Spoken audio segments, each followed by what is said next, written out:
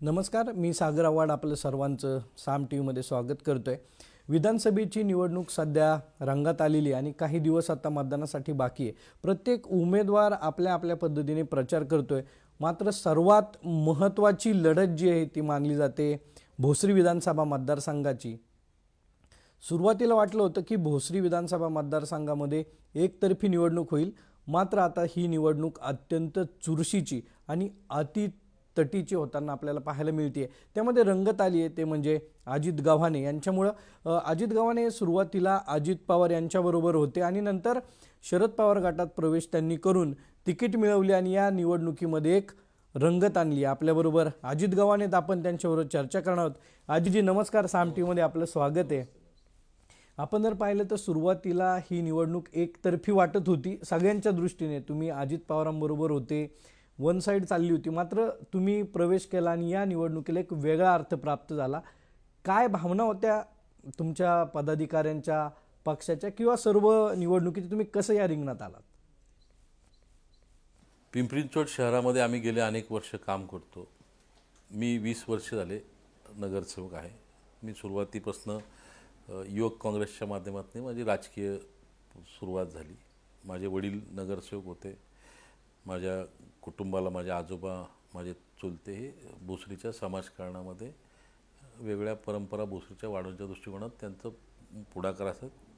त्याच्यामुळे मला लहानपणापासून ते संस्कार माझ्यावरती होते आणि वडील नगरसेवक असल्यामुळं रोज लोकांचं येणं जाणं आणि ती कामं करणं हा जो काही दिनक्रम त्यांचा असतो, त्यामुळं अगदी लहानपणापासून मी ते पाहत आलो।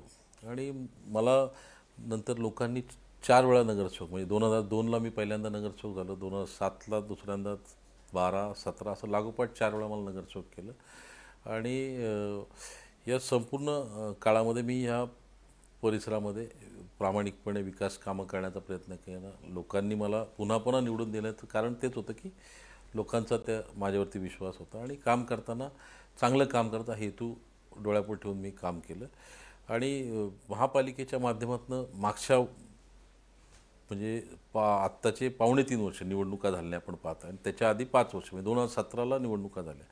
त्यावेळेस महापालिकेमध्ये भारतीय जनता पक्षाला लोकांनी पसंती दिली आणि ज्या मुद्द्यावरती भाजपने ह्या ठिकाणी सत्ता मिळवली त्यातला प्रमुख मुद्दा त्यांनी असा लोकांसमोर मांडला होता की ना भय ना भ्रष्टाचार।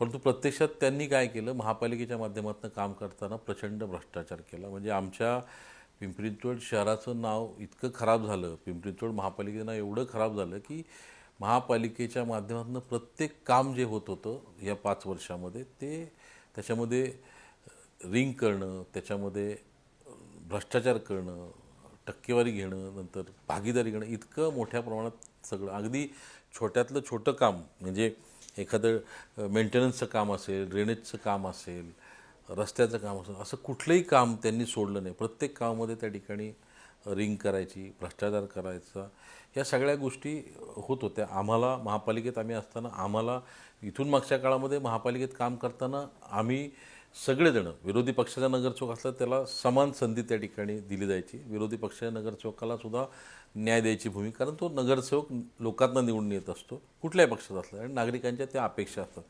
परंतु या 5 वर्षाच्या कालखंडामध्ये त्यांनी काय केलं की आवाज दाबण्याचा प्रयत्न केला। महापालिकेमध्ये विरोधी पक्षाच्या नगरसेवकांना त्या ठिकाणी कुठल्याही प्रकारचा निधी द्यायचा नाही, अशा प्रकारची अनेक भूमिका घेण्याचा प्रयत्न केला। आणि त्यांच्या पक्षातले सुद्धा नगरसेवक यांनाही त्यांनी कुठल्याही प्रकारचं स्वातंत्र्य दिलं नाही आणि मोठ्या प्रमाणात गुंडगिरी, दडपशाही आणि या सगळ्या गोष्टी भ्रष्टाचार केल्यामुळे त्या ठिकाणी प्रचंड नुकसान हे पिंपरी चिंचवड शहराचं आणि विशेषतः हे भोसरी विधानसभेमध्ये खूप जास्त ज्यांच्या माध्यमातून झालं ते भोसरी विधानसभेच्या आमदारांच्या माध्यमातून हे सगळं महापालिकेमध्ये घडत होतं। पण मग तुम्ही वेळोवेळी या सगळ्या गोष्टीला विरोध का नाही केला?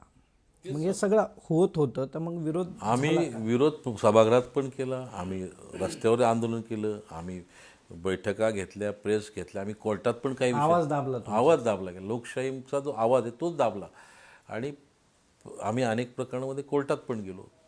परंतु राज्यात त्यांचं सरकार, केंद्रात त्यांचं सरकार, त्याच्यामुळं कुठल्याही प्रकारची चौकशी होत नाही आणि सत्तेमुळे माणूस किती बेंधुंद होतो। पण मग तुम्ही या सगळ्या चौकशीची मागणी करणार? चौकशीची मागणी ऑलरेडी आम्ही केली आणि बदल झाला या सगळ्या गोष्टी बाहेर येणार आहेत. शेवटी इतकं चुकीचं काम केल्यावरती हे कधी ना कधी बाहेर येणार आहे. या मतदारसंघात किती विकास कामं 10 वर्षात झालीत हे बॅनरच्या माध्यमातून फक्त मतदारसंघातल्या लोकांना पाहायला मिळतंय का, की नंतर बॅनर लागले होते मधल्या काही काळात की अजून 10 वर्ष मागं जायचंय का, किंवा त्याला उत्तर लगेच समोरून बॅनर येत होते. बॅनरबाजी हे गेल्या आठवडाभरात लय पाहायला मिळाली इथं. बॅनर कोणाला लावायला लागतात? ज्यांनी काम केलं असतं त्यांनी, तर त्यांना बॅनर लावायची वेळ आली नसते. आणि आम्ही साधे साधे त्यांना प्रश्न विचारले होते की अहो तुम्ही अमुक काम म्हणजे रिंग रोड रस्त्याचा प्रश्न सुटलाय का 10 वर्ष, हा तर त्याला उत्तर होतं बांधकामाचा प्रश्न मिटलाय का, हे सगळे आम्ही वेगवेगळे मुद्दे होते ते विचारले. त्याला सुद्धा त्यांनी विरोध करण्याचा प्रयत्न, परंतु शेवटी आम्ही कायदेशीर मार्गाने त्याला सामोरे आम्ही प्रश्न विचारले आणि त्यांनी जेवढा विरोध करेल तेवढा डबल स्पीडने नाही. पण त्या बॅनरची जी डिझाईन होती ती तुमची सेम होती आणि त्याच पद्धतीने डिझाईन समोरून दिली. कॉपी करण्याची सवय आहे त्यांना. जो अभ्यास करत नाही तो कॉपी करतो आणि मग ते कॉपी चुकीच्या पद्धतीने, जसं त्यांनी पाण्याच्या संदर्भात लिहिलं 750 TMC पाणी मंजूर केलं, म्हणजे तो सगळ्यात मोठा जोक आहे ना. म्हणजे त्यांनी छापताना सुद्धा नीट छापावं ना. आणि असं खोटं म्हणजे खोटं बोलायचं, रेटून बोलायचं.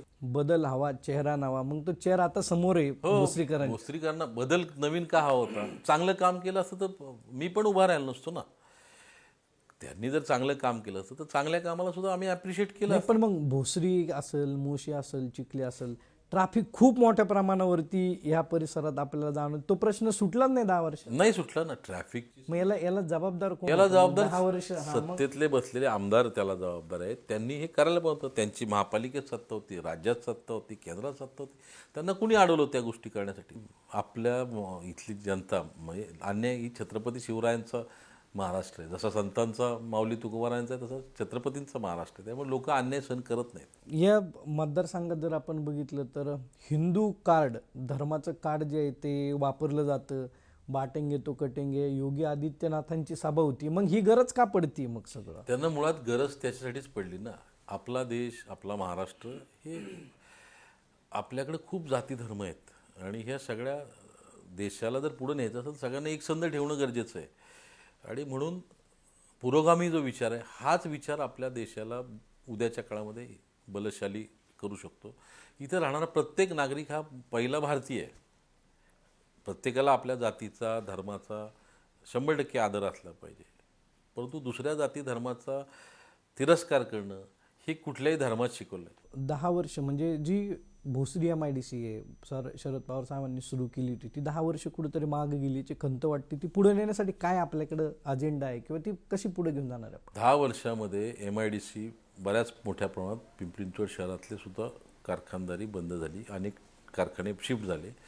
त्याचं कारण या भागामध्ये त्यांना जे काही इन्फ्रास्ट्रक्चर द्यायला पाहिजे होतं महापालिकेच्या माध्यमातून, त्यांचा आज सगळ्या MIDCमध्ये जे काही MIDCमध्ये जे कारखानदार आहेत त्यांच्या ज्या मागण्या आहेत, त्यांना काय पाहिजे? त्यांना रस्ते चांगले पाहिजे, त्यांना ड्रेनेज सिस्टीम प्रॉपर पाहिजे, त्यांनी पाण्याची व्यवस्था चांगली पाहिजे. ही सगळ्या सुविधा त्यांना दिल्या गेल्या पाहिजे. ह्या 10 वर्षामध्ये तसं होताना दिसत नाही. 10 वर्षामध्ये अनेक कारखानदारांना त्रास दिला. प्रत्येक काम त्या ठिकाणी आम्हाला पाहिजे, आम्हाला स्क्रॅब आम्हाला पाहिजे, कॉन्ट्रॅक्ट आम्हाला पाहिजे, अशा प्रकारची भूमिका घेऊन त्या ठिकाणी त्यांना त्रास दिला गेला.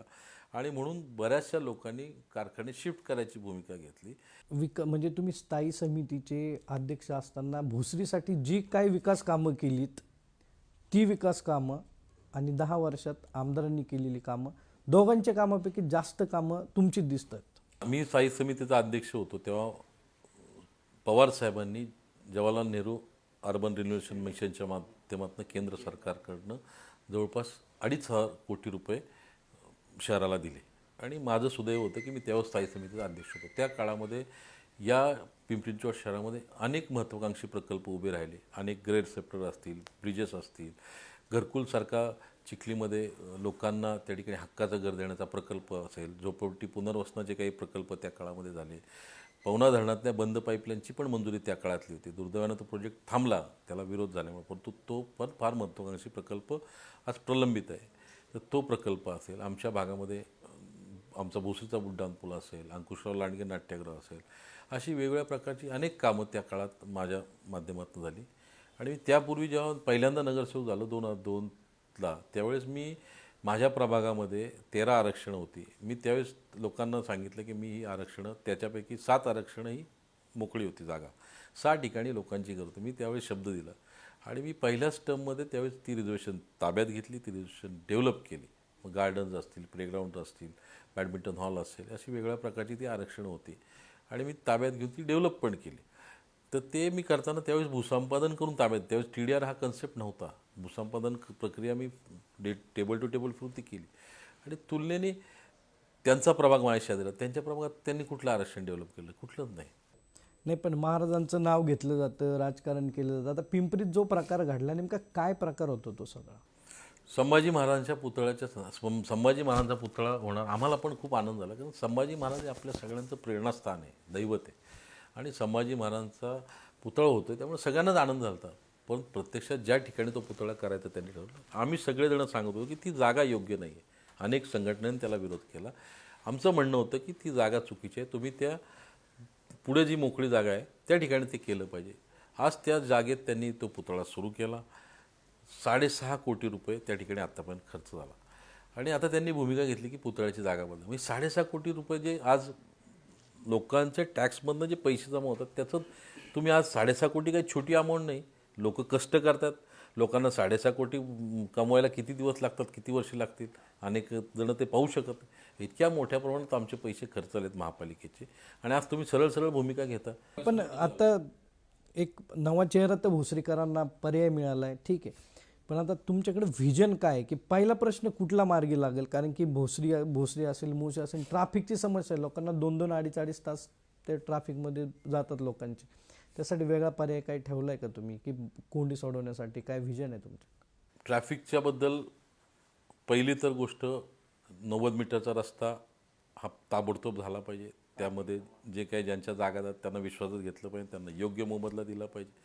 90 मीटरचा रोड जो सोलापूर रोडला जातो आहे विमानतळापासून, तो ताबडतोब झाला पाहिजे. जो पुण्याला जाणारा दिघीकडनं रस्ता आहे त्याचं बॉटलनेक काढलं पाहिजे. विश्रांतवाडी आणि दिघीच्या हातीतला तो गव्हर्नमेंटच्या जमिनी त्या ताब्यात घेतल्या पाहिजे. ती कनेक्टिव्हिटी प्रॉपर केली पाहिजे. ज्या रस्त्याची मंजुरी खासदार कोल्हे साहेबांनी मागे लागून तो रस्ता मंजूर केला, नाशिक फाटा ते चांडोली, त्यातला जो नाशिक फाटा ते मोशी, त्याचा पाठपुरावा करून तो रस्ता होणं गरजेचं आहे. इतर जे रस्ते आहेत हे रस्ते जे ट्रॅफिक जाम होतात त्याला तिथं जे काही अतिक्रमण आहेत, तिथले जे काही हॉकर्स आहेत यांना पर्यायी व्यवस्था करून दिली पाहिजे. हॉकर्सला चांगली पर्यायी व्यवस्था, ते पण समाजातले एक महत्त्वाचे घटक आहेत. त्यांना योग्य जागी त्यांचं त्या ठिकाणी पुनर्वसन केलं पाहिजे, त्यांचाही व्यवसाय. पण ट्रॅफिक स्मूथ करण्याच्या दृष्टिकोनात तो प्रयत्न व्हायला पाहिजे. ते म्हणतात की 20 तारखेनंतर मी वेगळा दिसेल म्हणजे त्यांनी आत्ताच हार पत्करली असं म्हणायचं आहे, की वेगळ्या दहशतीने काही वेगळं तयार करण्याचा प्रयत्न आहे, किंवा त्यांनी बाय दिलाय तुम्हाला? नाही, ही पराभव कसं आहे, विनाशकाले विपरीत बुद्धी अशी परिस्थिती झाली त्यांची आणि पराभव त्यांना दिसू लागलेला आणि त्या पराभवाच्या नैराश्यातनं अशा प्रकारचे स्टेटमेंट ते करतात. आणि असं बोलून म्हणजे एखादा अनुभवी माणूस अशा पद्धतीने जर बोलत असेल राजकारणात काम करणार, ते लोकांना कधी असल्या गोष्टी खपत नाही, पटत. लोक या गोष्टीला कधी थारा देत नाही. ही काय ही भूमी जी आहे छत्रपती शिवरायांची भूमी आहे, महामानवांची भूमी आहे. सगळ्या महामानवांनी ज्या पद्धतीने या काम केलं, फुले शाहू आंबेडकरांचं जे काम आहे या राज्यामध्ये एक समाजाला दिशा देणारं काम आहे, ही संतांची भूमी आहे. हे सगळे विचार अशा पद्धतीने धमकी देणं, या धमकीला कोणी भीक घालत नाही आणि कोणी घाबरत नाही. पण भोसरीचा हा एक आखाडा आहे. वस्तात तुमच्याकडे ते पैलवान असले, तुम्ही पण गेले ते तालमीमध्ये? नाही, मी तालमीत नक्की गेलो होतो. माझे वडील पण पहिला होते, माझे चुलते पहिला. मी तालमीत पण गेलेलो आहे. पण मला शिक्षणाबरोबर तालीम असं त्या पद्धतीचं त्यावेळेस पाठवायचे सुट्टीमध्ये तालमीत जाणं. पण तू खेळाडूच असतो, कुठलाही खेळाडू, कुस्तीपट्टू असो किंवा कुठलाही खेळ, क्रिकेट असो, कुठलाही खेळ खेळणारा खेळाडू असतो, त्याच्याकडे खेळाडू वृत्ती असते. खेळाने काय शिकवतो, खेळ काय शिकवतो माणसाला? यश अपयश पचवायला शिकतो, चिकाटी शिकवतो आणि तेच आपण केलं पाहिजे. आता हा राजकीय आखाडा, हा कुस्तीचा आखाडा नाही आहे. त्याच्यामुळे इथं काम करताना तेच डावपेच असले ते हे जे काही त्यांच्याकडनं चाललेलं आहे ते समाजाला कदापि मान्य नाही. देश विदेशातील प्रत्येक घडामोडींचे लाईव्ह अपडेट मिळवण्यासाठी आता साम टीव्हीच्या सर्व सोशल मीडिया प्लॅटफॉर्मला लाईक, फॉलो आणि सबस्क्राईब करा. तसंच सर्व नोटिफिकेशनसाठी बेल आयकॉन प्रेस करायला विसरू नका.